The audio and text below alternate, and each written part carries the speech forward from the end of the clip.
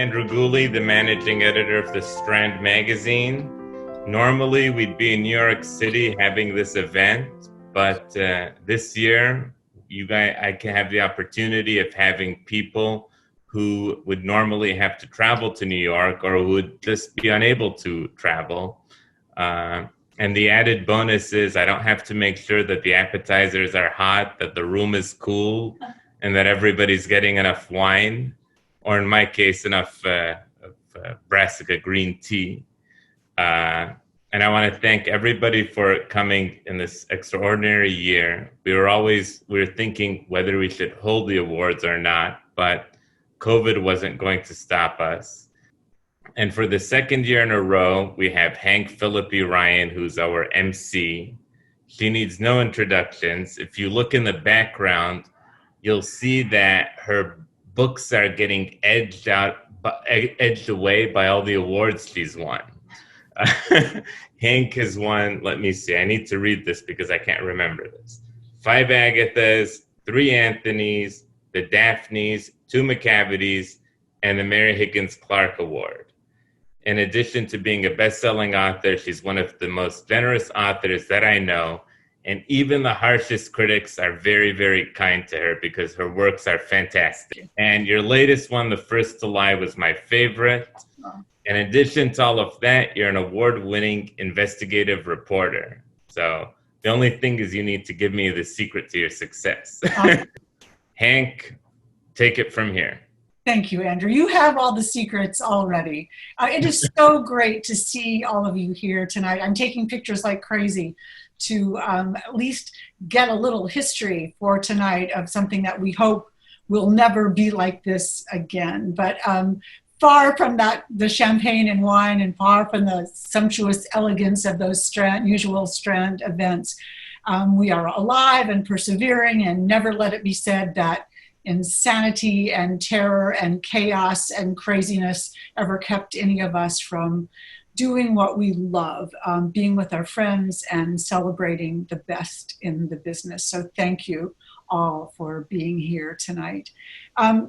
So welcome. I'm here in my study in Boston where I write every day. Yes, every day. Lisa Gallagher, my agent, who I know is out there somewhere certainly every day.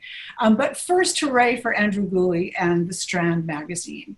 Andrew knows that I think of him as the Indiana Jones of the magazine world. His life is an absolute treasure hunt for the lost and gorgeous gems that are still buried in attics and universities and libraries around the world. A little bit about the magazine and a little bit about Andrew. In the past 22 years as managing editor of the Strand magazine, he's taken the publication's already glowing history to a new level, with every issue providing wonderful articles and interviews and short stories, and also unveiling those treasures that he has unearthed, including short stories often never before published by Ernest Hemingway and F. Scott Fitzgerald and H.G. Wells and Tennessee Williams, and recently a first ever in English version of a John Steinbeck story that had previously been published in French. So that's quite an adventure, and you should ask Andrew about that. And he has just published an amazing early novella from Louisa May Alcott called Nellie's Diary. So that is quite a feather in his cap, which had never been published before. So as we talked earlier today, he and I talked earlier today, and he promises there are more wonderful things in the work. So we congratulate you on and another year of this stalwart magazine, a survivor in these uncertain times.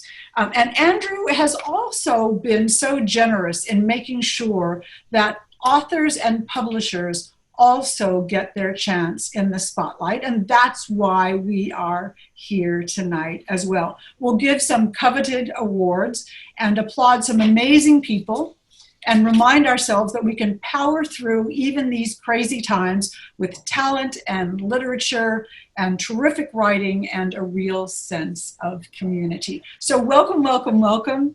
Get your wine or whatever you have and toast to the written word. And let me tell you about the Strand Critics Awards very quickly. For the last 12 years, the Strand Critics Awards has been recognizing excellence in the field of mystery fiction. Past winners have included Laura Lippman, Elmore Leonard, Michael Connolly, Richard Price, Faye Pellerman, George Pelecanos, Joseph Finder, who's here tonight, Megan Abbott, and Jeffrey Deaver among the Strand Critics Award winners. They're the only awards judged by critics from major national newspapers. This year's judges included critics from NPR, the Associated Press, Washington Post, CNN, and the LA Times. So now let us give our first award for the night. Here are the nominees for Best Debut Novel. And congratulations to all of you. This is something that will never happen again, having your debut novel and having it nominated for a Strand Award is hitting it out of the ballpark. So no matter what happens, congratulations. The Best Debut Novel nominees are Scrublands by Chris Hammer from Atria Books. In this searing, indisputable page-turner, so says Associated Press, a town's dark secrets come to light in the aftermath of a young priest's unthinkable last act, in the vein of The Dry and Where the Crawdads Sing. Nice neighborhood. The next nominee is Miracle Creek by Angie Kim from Sarah Crichton Books. In a small town in Virginia, a group of people know each other because they're part of a special treatment center, a hyperbaric chamber that may cure a range of conditions from infertility to autism. But then the chamber explodes, 2 people die, and it's clear the explosion was not an accident. 3/5 by John Bircher from Agora Books. 3/5 is about a biracial Black man passing for white who is forced to confront the lies of his past while facing the truth of his present when his best friend, just released from prison, involves him in a hate crime. One Night Gone by Tara Laskowski from Graydon House. And she's waving, I know, Art is pointing, Dash is pointing, hi Tara. One sultry summer, Maureen Hadaway arrives in the wealthy town of Opal Beach to start her life anew, to achieve her destiny. There she finds herself lured by the promise of friendship, love, starry skies, and wild parties. But Maureen's new life might just be too good to be true. And before the summer is up, she vanishes. And the last nominee is The Silent Patient by Alex Michaelides from Celadon Books. A famous painter married to an in-demand fashion photographer lives in a grand house with big windows overlooking a park in one of London's most desirable areas. One evening, her husband Gabriel returns home late from a fashion shoot, and Alicia shoots him 5 times in the face and then never speaks another word. And those are the nominees for Best Debut Novel. And the Strand Critics Award for Best Debut Novel goes to Angie Kim for Miracle Creek from Sarah Crichton Books. And I see everybody applauding. That is wonderful. Can we unmute Angie's mic? She's in the back seat of a car. This is a very high degree of difficulty, Angie. We actually lost Angie. We lost Angie. She left, yes. Angie is the most talented, the most brilliant, the most loving, the most hilarious, the most genuine article of an author who you could ever meet. She is constantly at book clubs, constantly on the road, constantly working hard, and a glorious and generous friend. I know she worked so hard on this book and will be thrilled when she arrives at her destination and will be delighted to hear that she has won this stellar award. So we'll go on to the Lifetime Achievement Awards. Now, my husband is a criminal defense attorney, and he won a Lifetime Achievement Award when he was about 55. And he admitted to me that he was a little bit upset about that. He's like, does this mean that's all there is? This is as good as it's going to get? But we do not want tonight's award winners to feel that way. The Strand's Lifetime Achievement Awards are given to those who have spent their writing life achieving great things and who have shown that they will continue to do so. Tonight, two honorees, Tess Gerritsen and Walter Mosley. Amazing choices. So Tess Gerritsen first. Let me just tell you about Tess Gerritsen. It makes me smile even to think about her. She was one of my first pals in writing world. She's generous and brilliant and nimble, always ready to try something new and challenge herself and push the limits, which seem to be limitless. She's now an internationally best-selling author. She went to medical school at the University of California in San Francisco, where she was awarded her MD. But while on maternity leave from her work as a physician, she began to write fiction. In 1987, I'll let you do the math, her first novel was published, Call After Midnight, a romantic thriller, and was followed by 8 more romantic suspense novels. She also wrote a screenplay, Adrift, which starred as a 1993 CBS Movie of the Week starring Kate Jackson. That will tell us all, if we recognize Kate Jackson, where we are in this world. Tess's first medical thriller, Harvest, was released in hardcover in 1996, and it marked her debut on the New York Times bestseller list. She's written a best-selling book every year since then, including Gravity, The Surgeon, Playing with Fire, I Know a Secret, and The Shape of Night. Her books have been published in 40 countries, and more than 30 million copies have been sold around the world. Critics around the world have praised her novels as pulse-pounding fun, scary and brilliant, and polished and riveting. And Publishers Weekly dubbed her the medical suspense queen. Her series of novels featuring Jane Rizzoli and Maura Isles inspired the TNT television series Rizzoli and Isles, starring Angie Harmon and Sasha Alexander. Finally, she is also a filmmaker.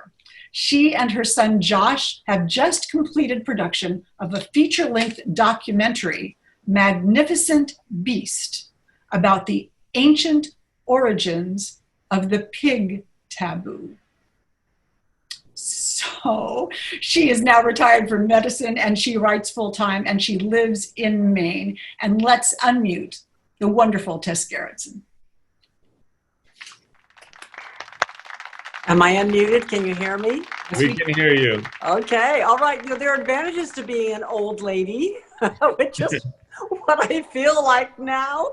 But, you know, Hank, thank you so much for that fantastic introduction, and thank you, Andrew. We've been pals for a long time. This is the great part of being in this industry, is you get to meet so many people over the course of your career. You get to know them, you get to know their quirks, you get to love them for their quirks. And Andrew, I know some of your quirks, so I know about the wine issue. But yeah, thank you so much. I think the only thing I would say about why I'm here tonight is that I lived long enough. There's something about just hanging in there and doing something every day that you love and never giving up.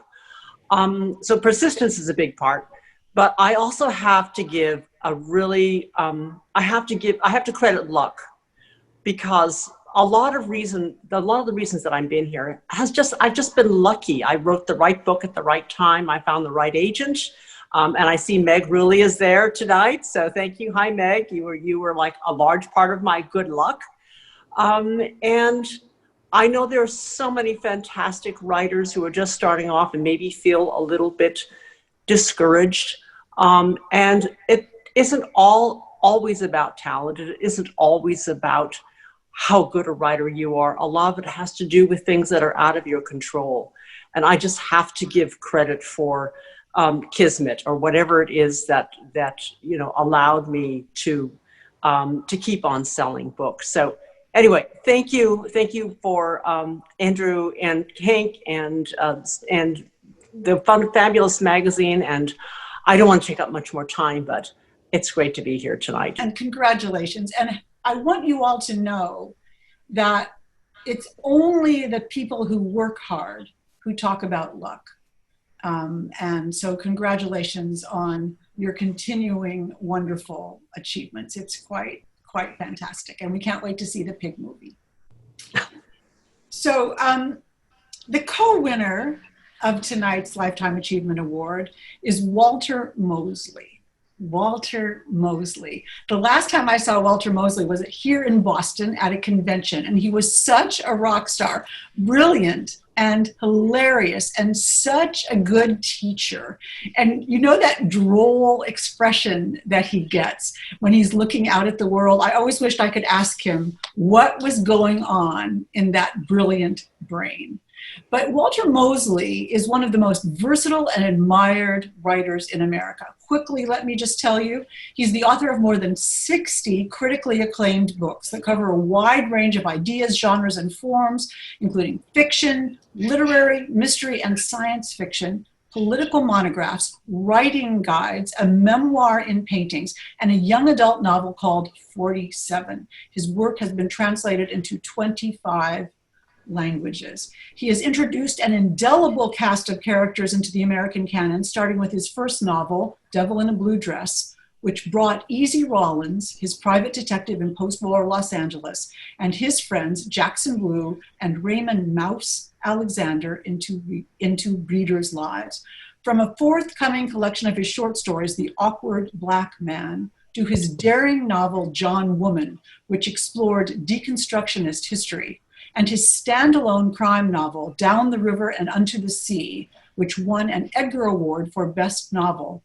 The rich storylines that Mosley has created deepen the understanding and appreciation of Black life in the United States. Concerned by lack of diversity in all levels of publishing, Mosley established the Publishing Certificate Program with the City University of New York to bring together book professionals and students hailing from a wide range of racial, ethnic, and economic communities for courses, internships, and job opportunities. Born and raised in Los Angeles, Mosley now lives in Brooklyn and Los Angeles, and he joins us here tonight. Thank you, Hank. That was really kind of wonderful. Thanks a lot. I mean, it's funny, you know, because you forget things about yourself when you get old, like me and Tess, you know, so, or maybe just me. Yeah, listen, I'm so happy about this. I'm so, you know, I'm honored, you know, just to, you know, to have, you know, people reading, you know, things that I write. I mean, that always, you know, any other art, you know, if you're like a painter or a musician or something like that, it's kind of easy to, you know, appreciate the work. But writing books is, you know, you have to spend a lot of time reading them, and I'm very happy that the critics have, and that they like me and like my history. And I wanted to say, I think especially I'm really happy about the Strand magazine because it's so eclectic. You know, really often people of color in America, when things are eclectic, that somehow is a reason that we're not involved in things. We're not a part of things. You say, well, listen, we all got together and we made a decision together, and our decision, you know, matters. But you know, when you're truly looking at the breadth of an art form or a social movement or you know, types of personalities, you include everybody and everything, and I really do feel that the Strand magazine has done that. So it makes me, you know, even more happy to be here and to be able to say thank you so much. So congratulations to our Lifetime Achievement winners, two really stellar presences in the writing world. And we have learned, all of us have learned so much from Tess and Walter. So thank you and congratulations.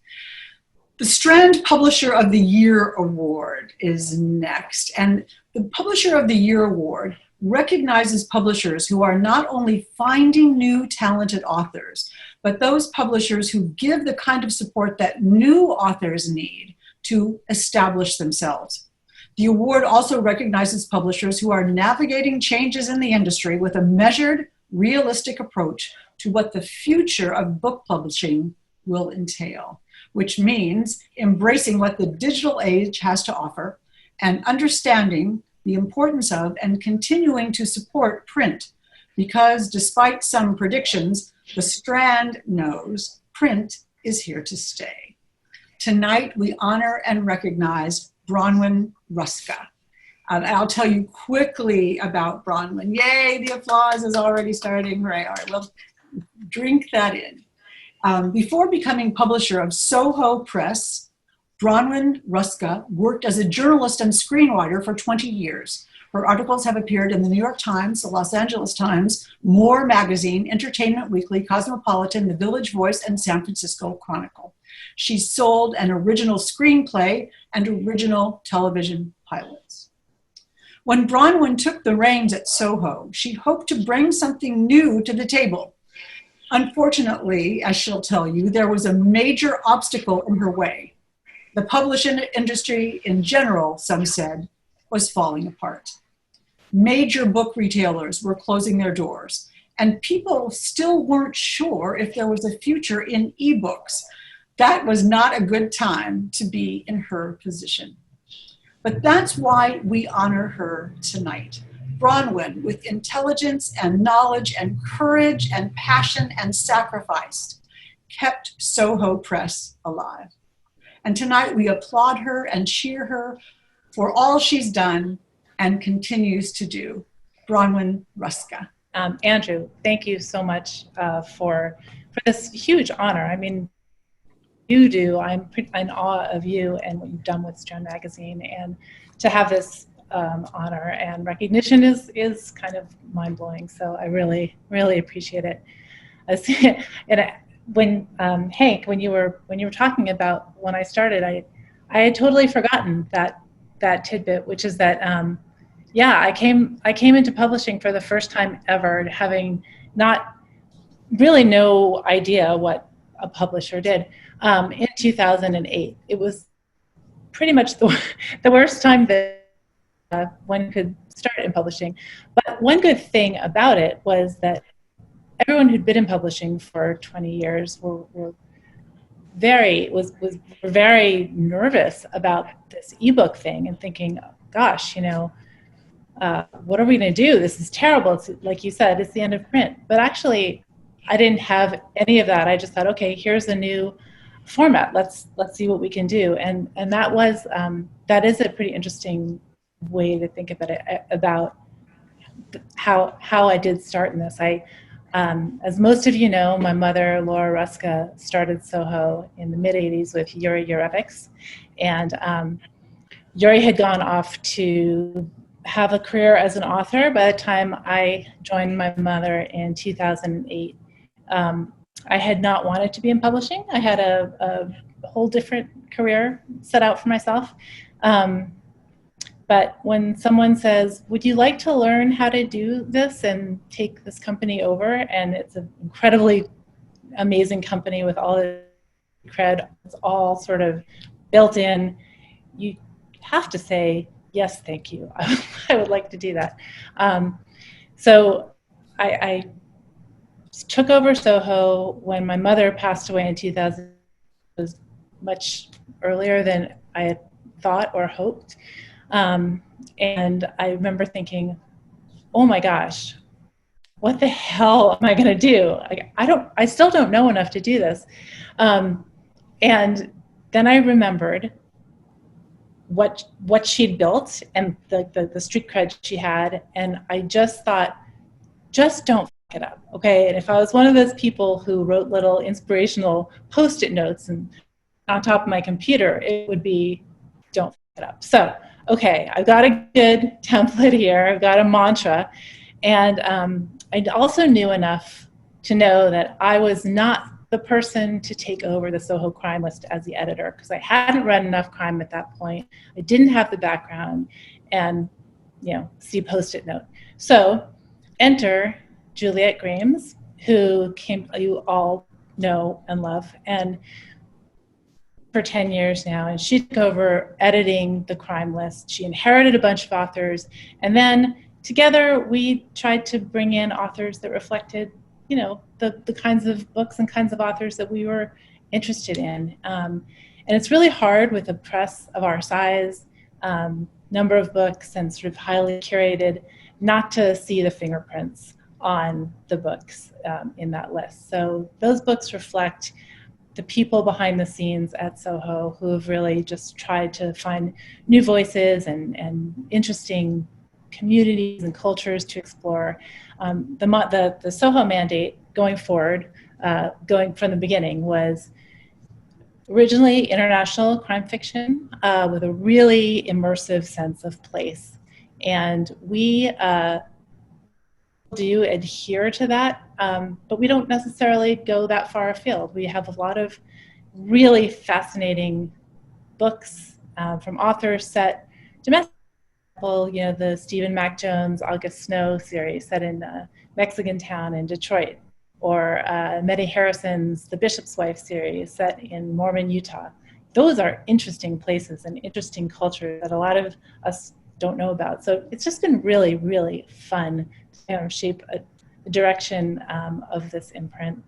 And, you know, this award is very kindly being given to me, but Soho, I am not Soho. Soho is a team of really fantastic people who just care about the books and believe in the books that we publish, and sort of work tirelessly and creatively and have really big brains and are passionate book people.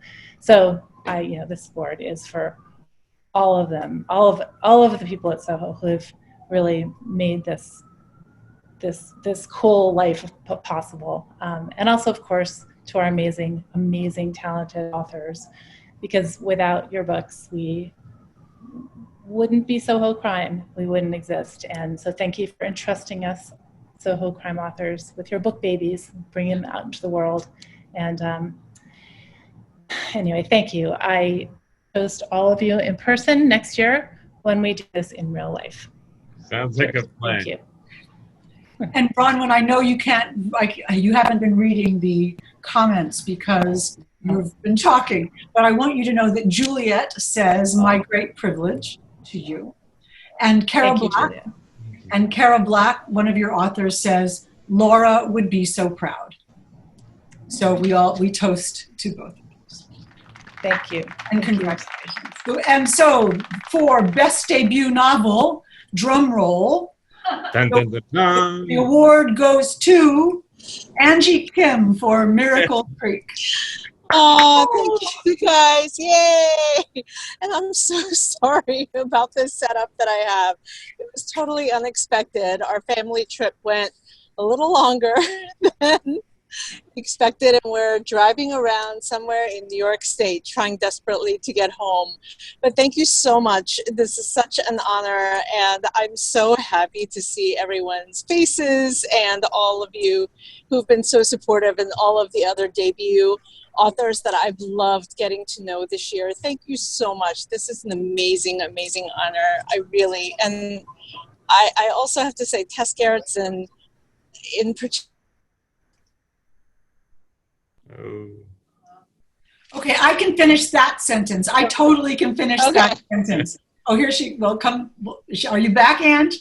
Okay, am I back? I don't know. Can you guys hear me again? Tess Gerritsen, you left off at Tess Gerritsen sorry. in particular. No, I was going to say, no, I love that. I remember, I'm such a huge fan, of course, of her work, but I was so inspired by the fact that she was a physician, and, you know, her being Asian American, like all of those things sort of combined to inspire me to say, hey, maybe I can do this. I can go from being a lawyer to doing something else. So thank you so much for that in particular, Tess. I really just am so honored to be here. Thank you.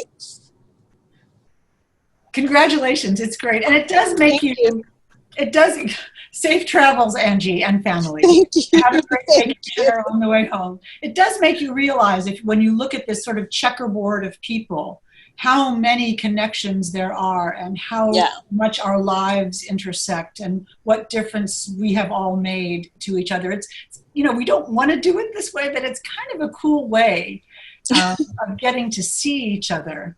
Not that I want to do it this way again, but it is quite inspirational, actually. So congratulations, Angie. Thank you. And we'll go on now to the Best Novel nominees. The Strand Best Novel nominees are Heaven, My Home by Attica Locke from Mulholland Books. In this captivating crime novel, says People magazine, Texas Ranger Darren Matthews is on the hunt for a missing child, but it's the boy's family of white supremacists who are his real target. The Lost Man by Jane Harper from Flatiron Books. Two brothers meet in the remote Australian outback when the third brother is found dead in this stunning standalone novel from Jane Harper. Lady in the Lake by Laura Lippman from William Morrow. This novel, set in 1960s Baltimore, combines modern psychological insights with elements of classic noir, starring a middle-aged housewife turned aspiring reporter who pursues the murder of a forgotten young woman. The Sentence is Death by Anthony Horowitz from Harper. Death, deception, and a detective with quite a lot to hide stalk the pages of Anthony Horowitz's murder mystery, the second in the best-selling series starring private investigator Daniel Hawthorne. Blue Sky by Kate Atkinson from Little Brown and Company. Iconoclastic detective Jackson Brody returns in a triumphant new novel about secrets, sex, and lies. The Border by Dawn Winslow from William Morrow. This explosive, highly anticipated conclusion to the epic Cartel trilogy from the New York Times bestselling author of The Force. And the Strand Critics Award for Best Novel goes to Anthony Horowitz for The Sentence is Death. So Anthony is in Athens tonight, where I think it's 2 a.m. or something like that. So accepting is the fabulous Sarah Nelson. Well, thank you very much for this. I was planning to come tonight anyway, and just found out fairly recently that Anthony was up for an award. So he is in Greece. I don't feel sorry for him. But he asked me to just read just a few words. He's going to be thrilled and surprised to hear this. I've been asked to make a statement ahead of the awards ceremony next Friday and must say in all honesty that given the outstanding quality of my fellow authors, I do not believe for a minute that I can win. If I am proven wrong, I will be deeply grateful to Strand Magazine, greatly honored, and will probably take to my bed in shock. So I, on behalf of Anthony and on behalf of HarperCollins and Jonathan Burnham, publisher, I thank you for this wonderful award. It's a wonderful series. I've sort of come into it in kind of in the middle, having joined HarperCollins just a few years ago, and I'm thrilled to be involved with Harper and with Anthony, and I thank you all for the award. Congratulations. That's great. So hope you had a wonderful evening. Thank you for joining us in tonight's celebration. It's wonderful to see you, even if bizarrely long distance. I hope next year we can celebrate together in New York with real champagne and real hugs. So stay safe, everyone, and congratulations to all the winners and all the nominees, and to all of you who make this world, our writing community, so wonderfully successful and inspirational. And thank you, Andrew, for including me tonight.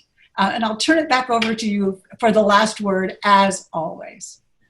Thanks, Hank, for doing a wonderful job. And until next year, where we'll all be together and, we can, at the Society of Illustrators in New York. And hopefully nobody will spill wine on me then. Have a wonderful evening, everybody. And thank you again for coming, and be safe. Good night. Good night.